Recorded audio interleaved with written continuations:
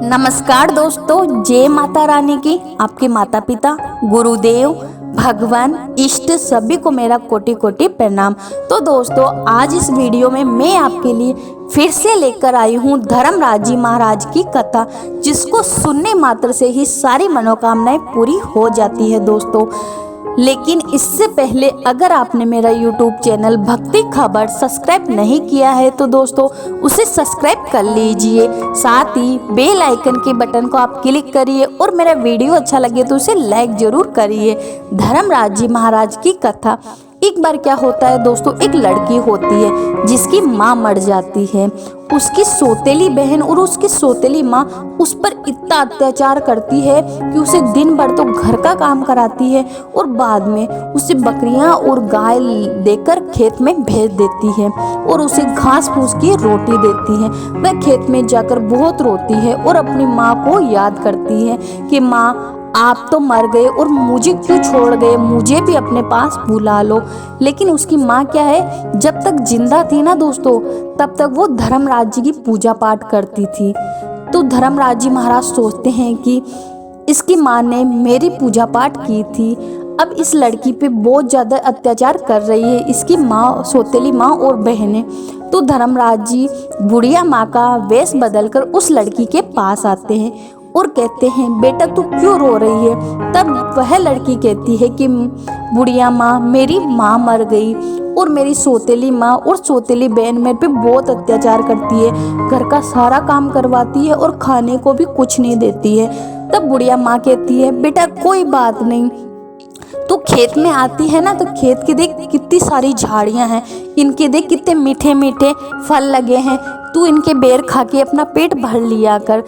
तब वह लड़की उस झाड़ियों के बेर खाकर अपना पेट भरने लगी। कुछ दिनों तक वह लड़की खुश रहने लगी।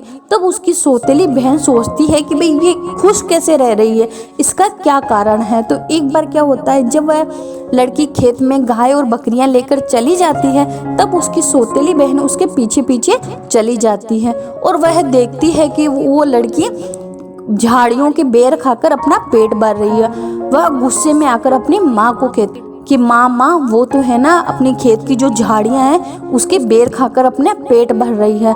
तब उसकी माँ को बहुत ज़्यादा गुस्सा आ जाता है और वो नाराज होकर बैठ जाती है। जब शाम को उसका पति आता है तो वो कहती है कि भाई जब तक आप खेत की सारी झाड़ियां नहीं कटवाओगे ना, तब तक है ना मैं अन्न जल ग्रहण नहीं करूँगी। अब वो पति उसको बहुत समझाता है लेकिन वो तो नहीं मानती है। उसका पति परेशान होकर खेत की सारी झाड़ियां कटवा देता है। अब वह लड़की फिर भूखी रहने लग जाती है। फिर वो खेत में बकरियां और गाय लेकर जाती है और वहां अपनी माँ को याद कर कर रोती है। तब धर्मराज जी महाराज फिर बुढ़िया माँ का वेश बदल कर आते हैं और उस लड़की को पूछते हैं कि भाई क्या हुआ बेटा, तू क्यों रो रही है। तब वह कहती है कि आपने कहा था कि बेर खाकर पेट भर लिया करो, लेकिन मेरी माँ ने तो सारी झाड़ियाँ कटवा दी, अब मैं क्या खाकर पेट भरूं। तब वह बुढ़िया माँ कहती है कि बेटा कोई बात नहीं, तेरे पास बकरियां हैं, गाय है, तू इनका दूध पीकर पेट भर लिया कर। तब वह लड़की गाय और बकरियों का दूध निकाल कर पी लेती है और फिर वह खुश रहने लग जाती है। फिर वो उसकी सौतेली बहन उसके पीछे पीछे जाती है और देखती है कि भाई वो क्यों खुश रहती है। जब उसे पता चलता है कि वह गाय और बकरियों का दूध निकाल कर पी जाती है तो वो फिर अपनी माँ से आकर कहती है कि माँ वो तो कुछ भूखी नहीं रहती है, वो तो अपनी बकरियां और गायों का दूध निकाल कर दूध पी जाती है। तब फिर उसकी माँ गुस्सा खाकर नाराज होकर बैठ जाती है और अपने पति से कहती है कि भाई जब तक आप अपने घर की सारी बकरियां और गायों को नहीं बेच दोगे तब तक मैं अल जल ग्रहण नहीं करूंगी। तब पति फिर से परेशान होकर गाय और बकरियां बेच देता है।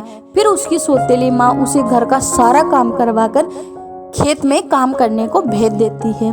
फिर वह वहां जाकर रोती है और माँ को याद करती है।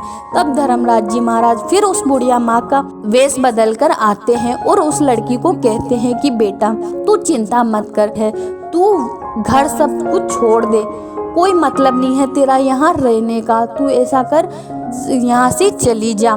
तो वह लड़की कहती है कि मैं कहाँ जाऊँ बुढ़िया माँ, मेरा तो कोई सहारा नहीं है। तब वह कहती है कि गांव की सीमा पर धर्मराज जी का एक मंदिर है, तो वहाँ जाना और अपनी सारी मनोकामनाएं धर्मराज जी के मंदिर में भगवान को सुनाना, फिर वो ही तुझे रास्ता दिखाएंगे। तो वह लड़की रोती रोती उस धर्मराज जी के मंदिर में जाती है और अपनी सारी कहानी धर्मराज जी को सुनाकर और बहुत दूर चलती जाती है तो दूसरे गांव में वह पहुंच जाती है और उसे रात हो जाती है। वो इतना थक जाती है कि रोती रोती एक सेठ सेठानी के घर के दरवाजे के बाहर सो जाती है।